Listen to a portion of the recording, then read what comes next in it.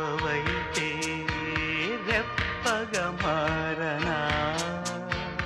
తూరుపు నీవుగా రేపువ నేనుగా అల్లిక పాటగా పల్లవి ప్రేమగా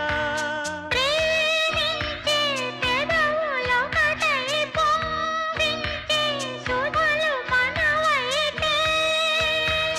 జగతికే అతిథులై జననమౌదిన ప్రేమ జంటకి